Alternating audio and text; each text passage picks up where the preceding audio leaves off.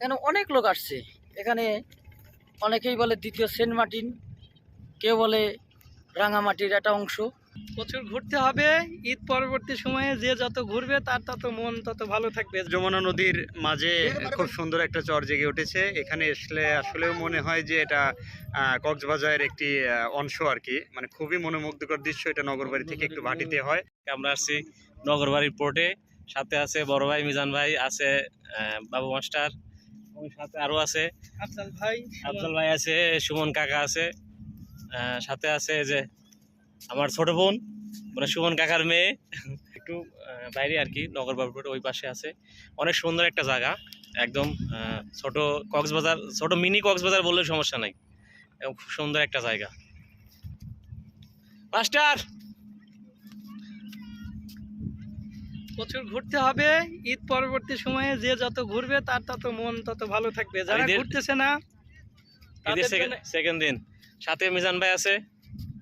ভাই সত্য বলতে যমুনা নদীর মাঝে খুব সুন্দর একটা চর জেগে উঠেছে। এখানে আসলে আসলেও মনে হয় যে এটা কক্সবাজারের একটি অংশ আর কি। মানে খুবই মনোমুগ্ধকর দৃশ্য। এটা নগরবাড়ি থেকে একটু ভাটিতে হয়।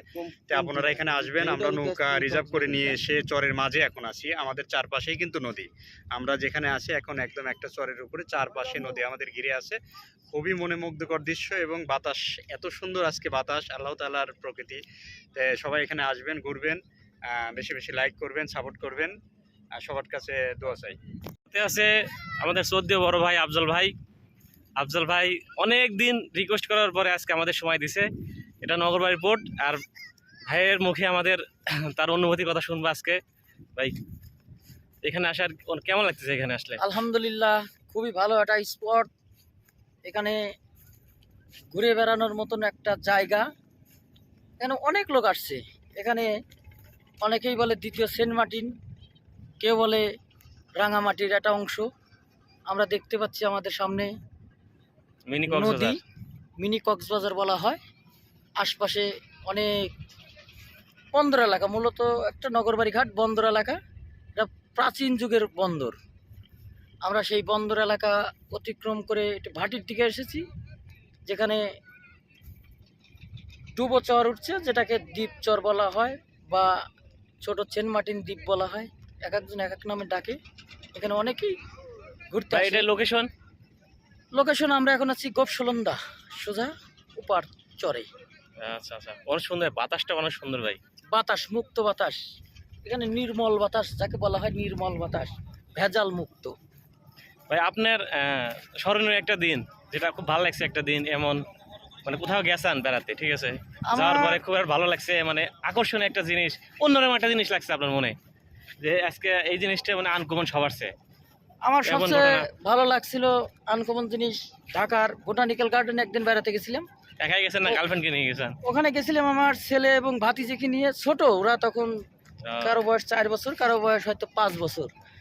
আমি যা ওখানে দেখি, পরিবেশ নাই, ওখানে বেড়ানোর মতো কোনো পরিবেশ নাই।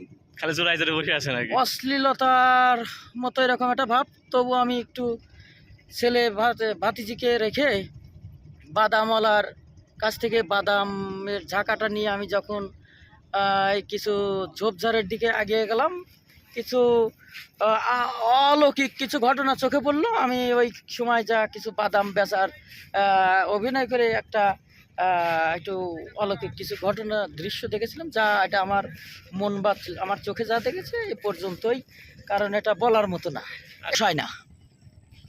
সাথে আছে আরো দুই ভাই, ভাইয়ের নাম আব্দুর রশিদ, আর সাথে আরেক বড় ভাই আছে একটা। ইসলাম। ভাই কেমন আছেন? এখানে কেমন লাগছে ভাই বেড়ার পরে? আলহামদুলিল্লাহ, অনেক সুন্দর জায়গা ভাই। আমাদের নিজের এলাকার ভিতরে যে এত সুন্দর একটা জায়গা আছে, সেটা এখানে আসার আগ পর্যন্ত আমরা জানতাম না।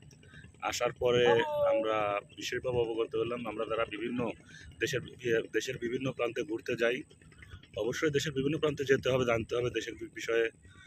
পাশাপাশি আমাদের আশেপাশের যে স্থানগুলো আছে, দর্শনীয় স্থানগুলো আছে, এলাকার মানুষের প্রতি অনুরোধ বা বাইরে থেকে যারা দেখছেন তাদের প্রতি অনুরোধ, আশেপাশে আমাদের স্থানগুলো দেখবেন, অনেক মজা হবেন আশা করি। ইনশাল্লাহ ইনশাল্লাহ ভাই।